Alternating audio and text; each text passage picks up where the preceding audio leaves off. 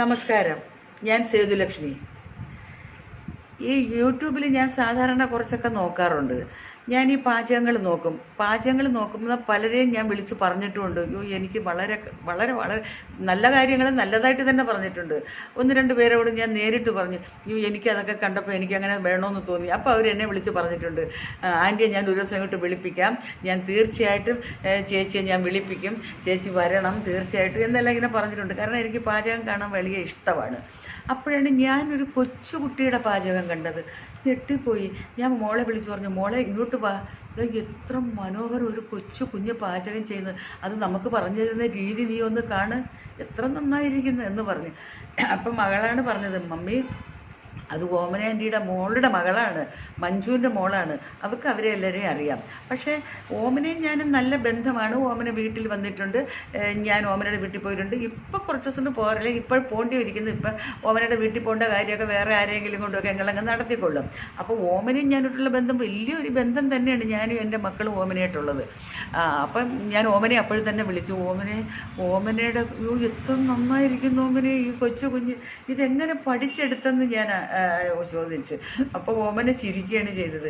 എന്തായാലും മഞ്ജുവിൻ്റെ മകൾ മഞ്ജുവിനോട് ഞാൻ പറയുന്നത്, മഞ്ജു ആയിരിക്കും ഇങ്ങനെയൊക്കെ പറഞ്ഞു കൊടുത്ത് കൊച്ചിലെ പഠിപ്പിച്ച് വെച്ചിരിക്കുന്നത്. വളരെ സന്തോഷമുണ്ട്.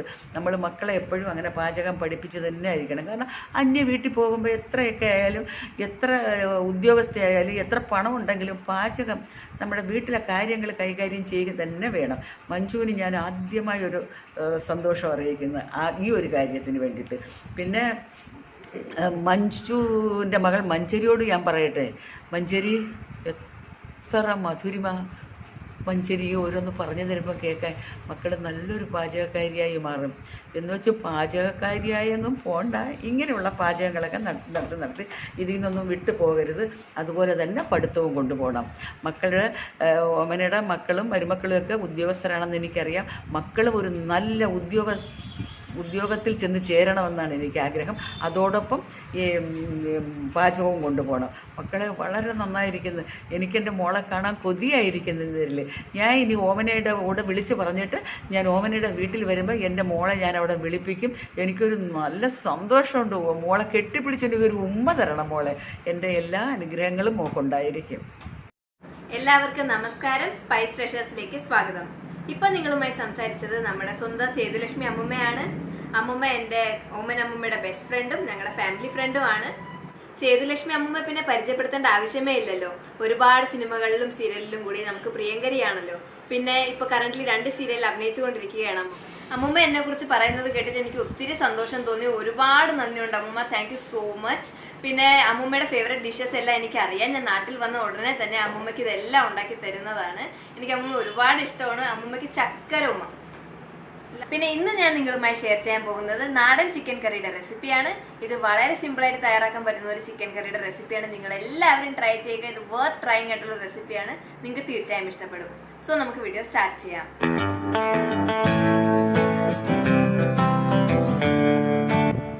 ആദ്യം തന്നെ ഞാനിവിടെ ഒരു നാടൻ കോഴിയാണ് എടുത്തിരിക്കുന്നത്. ഇത് ഒരു 3/4 to 1 kg റേഞ്ചിലുള്ള ഒരു കോഴിയാണ് ഞാനിവിടെ എടുത്തിരിക്കുന്നത്. ഇനി നമുക്കിത് ഒന്ന് കട്ട് ചെയ്തെടുക്കാം. നോക്കൂ, ഞാനിവിടെ ആ ചിക്കനെ നന്നായിട്ട് കട്ട് ചെയ്തെടുത്തിട്ടുണ്ട് കറിക്ക് പാകത്തിന്. ഇനി നമുക്ക് ബാക്കിയുള്ള ഇൻഗ്രീഡിയൻസ് എന്തൊക്കെയാണെന്ന് നോക്കാം. നെക്സ്റ്റ് ഞാനിവിടെ എടുത്തിരിക്കുന്നത് 3 മീഡിയം സൈസ് സവാള, 3 തക്കാളി, 2 ചെറിയ പച്ചമുളക്, കുറച്ച് ഇഞ്ചി, കുറച്ച് വെളുത്തുള്ളി, പിന്നെ 2 മീഡിയം സൈസ് പൊട്ടാറ്റോയും കൂടിയാണ് എടുത്തിരിക്കുന്നത്. ഞാനിവിടെ നമ്മുടെ സവാളയും പൊട്ടാറ്റോ എല്ലാം നന്നായി അരിഞ്ഞെടുത്തിട്ടുണ്ട്. പിന്നെ നമുക്ക് കുറച്ച് കറിവേപ്പിലയും കൂടി വേണം. തക്കാളിയും പച്ചമുളകും വെളുത്തുള്ളിയും ഇഞ്ചിയും എല്ലാം ഞാൻ ചെറുതായി അരിഞ്ഞെടുത്തിട്ടുണ്ട്. പിന്നെ ഞാനിവിടെ കുറച്ച് മല്ലിയിലയും കൂടി എടുത്ത് വെച്ചിട്ടുണ്ട്. നെക്സ്റ്റ് നമുക്ക് ആവശ്യമായിട്ടുള്ളത് തേങ്ങാപ്പാലാണ്. ഞാനിവിടെ 1-ാം പാലും 2-ാം പാലും എടുത്തിട്ടുണ്ട്. ഞാനിവിടെ 3/4 കപ്പ് 1-ാം പാലും 1 കപ്പ് 2-ാം പാലുമാണ് എടുത്ത് വെച്ചിരിക്കുന്നത്. നെക്സ്റ്റ് നമുക്കൊരു കടായിലേക്ക് കറിക്ക് ആവശ്യമായിട്ടുള്ള ഓയിലാണ് ഒഴിച്ചു കൊടുക്കേണ്ടത്. ഈ ഓയിലൊന്ന് ചൂടാകുമ്പോഴത്തേക്കും അതിനകത്ത് നമുക്ക് ആദ്യം കുറച്ച് കറിവേപ്പിലയാണ് ആഡ് ചെയ്ത് കൊടുക്കേണ്ടത്. എന്നിട്ട് അതിലേക്ക് നമ്മൾ അരിഞ്ഞു വെച്ചിരിക്കുന്ന സവാള ആഡ് ചെയ്ത് കൊടുക്കാം. സവാള നന്നായിട്ട് വഴറ്റിയതിന് ശേഷമാണ് നമുക്ക് ബാക്കിയുള്ള ഇൻഗ്രീഡിയൻസ് ആഡ് ചെയ്ത് കൊടുക്കേണ്ടത്. സവാള നന്നായി വഴറ്റിയെടുത്തിട്ടുണ്ട്. ഇനി നമുക്കിതിലേക്ക് മല്ലിപ്പൊടി ആഡ് ചെയ്ത് കൊടുക്കാം. ഞാനിവിടെ 2 ടേബിൾ സ്പൂൺ മല്ലിപ്പൊടിയാണ് ആഡ് ചെയ്ത് കൊടുത്തിരിക്കുന്നത്. ഇനി നമുക്കിത് നന്നായിട്ടൊന്ന് വഴറ്റിയെടുക്കാം.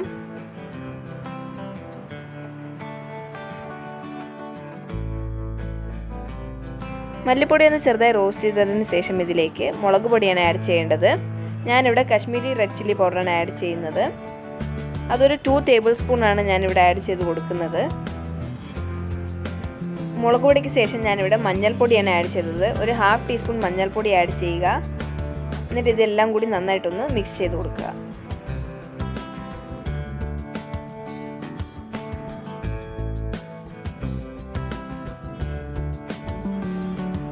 ഞാനിവിടെ മസാലകളെല്ലാം സവാളയുമായി നന്നായി യോജിപ്പിച്ചെടുത്തിട്ടുണ്ട്. ഇനി നമുക്കിതിലേക്ക് വെളുത്തുള്ളി ആഡ് ചെയ്ത് കൊടുക്കാം. ഞാനിവിടെ 1 ടേബിൾ സ്പൂൺ ചെറുതായി അരിഞ്ഞ വെളുത്തുള്ളിയാണ് ആഡ് ചെയ്ത് കൊടുത്തിരിക്കുന്നത്. പിന്നെ 2 ചെറിയ പച്ചമുളകും ചെറുതായി അരിഞ്ഞത് ആഡ് ചെയ്ത് കൊടുക്കുക. എന്നിട്ട് ഇതെല്ലാം കൂടി നന്നായി മിക്സ് ചെയ്യുക.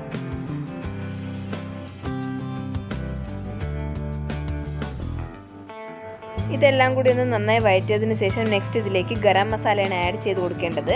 ഞാനിവിടെ 1 ടീസ്പൂൺ ഗരം മസാലയാണ് ആഡ് ചെയ്തത്. ഇനി ഇതും കൂടി ഒന്ന് നന്നായി മിക്സ് ചെയ്യുക. ഇനി ഈ സവോളയും വെളുത്തുള്ളിയും പച്ചമുളകും പിന്നെ ഈ മസാലയെല്ലാം നന്നായി ഒന്ന് റോസ്റ്റ് ചെയ്തെടുക്കുക. ഒരു ഡാർക്ക് ബ്രൗൺ കളർ ആകുമ്പോഴേ നമുക്ക് നെക്സ്റ്റ് ഇതിലേക്ക് ടൊമാറ്റോ ആഡ് ചെയ്യാൻ പാടുള്ളൂ. എന്നാൽ മാത്രമേ ഇതിൻ്റെ ഫ്ലേവർ നന്നായിട്ട് നമുക്ക് കിട്ടുള്ളൂ. സോ ഞാനിവിടെ നന്നായി വഴറ്റി നല്ല ഡാർക്ക് ബ്രൗൺ ആയിട്ടുണ്ടായിരുന്നു നമ്മുടെ മസാലയും സവോളയും എല്ലാം. സോ അതിലേക്ക് നമുക്ക് അരിഞ്ഞു വെച്ചിരുന്ന തക്കാളിയും പിന്നെ അരിഞ്ഞു വെച്ചിരുന്ന ഇഞ്ചിയും കൂടെ ആഡ് ചെയ്ത് കൊടുക്കാം. എന്നിട്ട് ഇതെല്ലാം കൂടി ഒന്ന് നന്നായി മിക്സ് ചെയ്യുക. പിന്നെ നമ്മൾ ഈ മസാലകളെല്ലാം സ്ലോ റോസ്റ്റ് ചെയ്യുന്ന ഒരു ബെനിഫിറ്റ് എന്താണെന്ന് വെച്ചാൽ നമ്മുടെ കറിക്ക് നല്ലൊരു കളറും അതുപോലെ തന്നെ നല്ലൊരു ഫ്ലേവറും കിട്ടും. സോ നിങ്ങൾ ഈ കറി ഉണ്ടാക്കുമ്പോൾ നന്നായി അത് റോസ്റ്റ് ചെയ്യാനൊന്ന് ശ്രദ്ധിക്കണം. ഇനി ഞാൻ ഇതിലേക്ക് ആവശ്യത്തിന് ഉപ്പും കൂടി ആഡ് ചെയ്ത് കൊടുത്തിട്ടുണ്ട്. ഇതും കൂടി ഒന്ന് നന്നായി മിക്സ് ചെയ്തെടുക്കുക. ഇപ്പം നമ്മുടെ ടൊമാറ്റോ കുറച്ച് വെന്ത് വന്നിട്ടുണ്ട്. പക്ഷെ നമുക്കിത് നല്ലോണം വേവിച്ച് നല്ലൊരു സ്മൂത്ത് ആൻഡ് മഷി ആയിട്ടുള്ളൊരു കൺസിസ്റ്റൻസി ആക്കി എടുക്കണം നമ്മുടെ ടൊമാറ്റോയുടെ. എന്നാലും നമ്മുടെ ഗ്രേവിക്ക് അതിൻ്റെ കറക്റ്റ് കൺസിസ്റ്റൻസി കിട്ടുള്ളൂ. നമ്മുടെ ടൊമാറ്റോ ഒന്ന് വെന്ത് വരുമ്പോൾ തന്നെ നമ്മൾ യൂസ് ചെയ്യുന്ന സ്പാച്ചില വെച്ചിട്ട് നന്നായിട്ടൊന്ന് മാഷ് ചെയ്ത് കൊടുക്കുക. ഇങ്ങനെ ചെയ്യുമ്പോൾ നമുക്ക് നല്ലൊരു തിക്ക് കൺസിസ്റ്റൻസി കിട്ടും നമ്മുടെ ഗ്രേവിക്ക്. ഞാനിവിടെ നന്നായിട്ട് നമ്മുടെ ടൊമാറ്റോയും എല്ലാം നന്നായിട്ട് മാഷ് ചെയ്ത് എടുത്തിട്ടുണ്ട്. ഇനി നമുക്കിതിലൊന്ന് എണ്ണ തെളിഞ്ഞ് വരുമ്പോഴത്തേക്കും ചിക്കൻ ആഡ് ചെയ്ത് കൊടുക്കാം. നോക്കൂ, നമ്മുടെ മസാലയിൽ നിന്ന് നന്നായി എണ്ണ തെളിഞ്ഞ് വന്നിട്ടുണ്ട്. നല്ല ഡാർക്ക് ബ്രൗൺ കളർ ആയിട്ടുണ്ട് നമ്മുടെ മസാല. സോ നെക്സ്റ്റ് നമുക്കിതിലേക്ക് ചിക്കനാണ് ആഡ് ചെയ്ത് കൊടുക്കേണ്ടത്. സോ നമുക്കിനി ഇതിലേക്ക് നമ്മൾ കട്ട് ചെയ്ത് വെച്ചിരുന്ന ചിക്കൻ്റെ പീസസ് ആഡ് ചെയ്ത് കൊടുക്കാം. ഞാൻ ഒന്നുകൂടി പറയുകയാണ്, ഞാനിവിടെ നാടൻ കോഴിയാണ് യൂസ് ചെയ്തിരിക്കുന്നത്, ബ്രോയിലർ ചിക്കൻ അല്ല. നാടൻ കോഴി യൂസ് ചെയ്തത് കൊണ്ട് തന്നെ ഇതിന് പ്രത്യേക ഒരു ഫ്ലേവറും ടേസ്റ്റുമാണ് ഈ കറിക്ക്. ഇനി നമുക്ക് ഈ ചിക്കനും മസാലകളും എല്ലാം നന്നായി യോജിപ്പിച്ചെടുക്കാം. സോ ഞാനിവിടെ ചിക്കനും മസാലകളും എല്ലാം നന്നായി ഇത് യോജിപ്പിച്ചെടുത്തിട്ടുണ്ട്. ഇനി നെക്സ്റ്റ് നമുക്കിതിലേക്ക് തേങ്ങാപ്പാലാണ് ആഡ് ചെയ്ത് കൊടുക്കേണ്ടത്.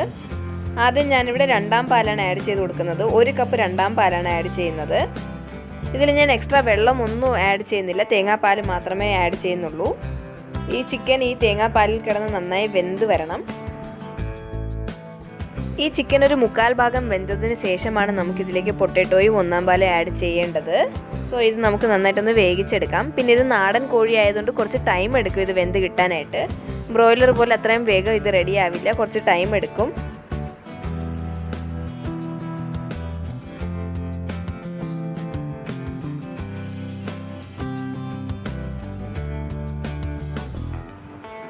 നമ്മുടെ ചിക്കൻ ഇവിടെ ഒരു 1/4 ഭാഗം വെന്ത് കിട്ടിയിട്ടുണ്ട്. ഇപ്പോൾ തന്നെ നമ്മുടെ കറിയുടെ കൺസിസ്റ്റൻസി എല്ലാം കുറച്ച് തിക്കായിട്ട് നല്ല കളറായിട്ട് കിട്ടിയിട്ടുണ്ട്. സോ നമുക്കിനി ഇതിലേക്ക് നമ്മൾ അരിഞ്ഞ് വെച്ചിരുന്ന പൊട്ടറ്റോ ആഡ് ചെയ്ത് കൊടുക്കാം.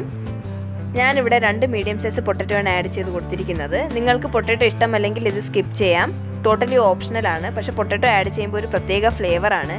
കാരണം ചിക്കൻ്റെ കറിയിനകത്ത് അത് കിടന്ന് വെന്തിട്ട് നല്ലൊരു ഫ്ലേവറാണ് ആ പൊട്ടറ്റോയ്ക്ക് നമുക്ക് കിട്ടുന്നത്.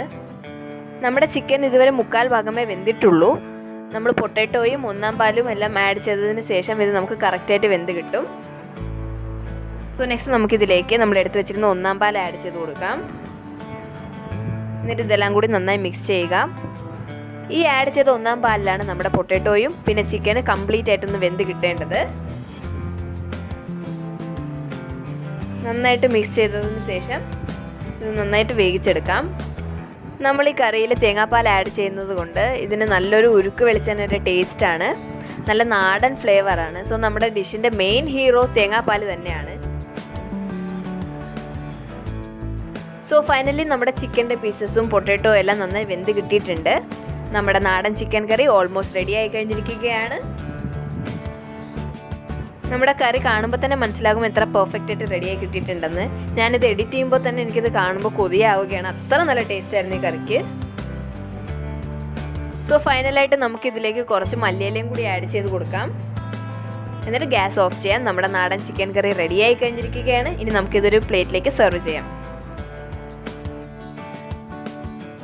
അങ്ങനെ ഫൈനലി നമ്മുടെ നാടൻ ചിക്കൻ കറി ഇതാ റെഡിയായി കഴിഞ്ഞിരിക്കുകയാണ്. ഇത് ഞാൻ നല്ലൊരു പ്ലേറ്റിൽ സെർവ് ചെയ്തിരിക്കുകയാണ്. ഇത് നമുക്ക് ചോറിൻ്റെ കൂടെയും ചപ്പാത്തിയുടെ കൂടെയും അപ്പത്തിൻ്റെ കൂടെയും പത്തിരിയുടെ കൂടെയും കഴിക്കാം, എന്തിൻ്റെ കൂടെ വേണമെങ്കിലും കഴിക്കാം. അത്രയ്ക്ക് ടേസ്റ്റുള്ള ഒരു കറിയാണ്. നിങ്ങളിത് ഒരു പ്രാവശ്യം ട്രൈ ചെയ്യുക, എന്നിട്ട് ഫീഡ്ബാക്ക്സ് കമൻറ്റ് സെക്ഷനിൽ അറിയിക്കാൻ മറക്കരുതേ. പിന്നെ നിങ്ങൾക്ക് എൻ്റെ വീഡിയോ ഇഷ്ടമായെങ്കിൽ പ്ലീസ് ലൈക്ക് ആൻഡ് ഷെയർ. പിന്നെ ആരെങ്കിലും എൻ്റെ ചാനൽ സബ്സ്ക്രൈബ് ചെയ്തിട്ടില്ലെങ്കിൽ please subscribe and support me. Thank you so much for watching my video.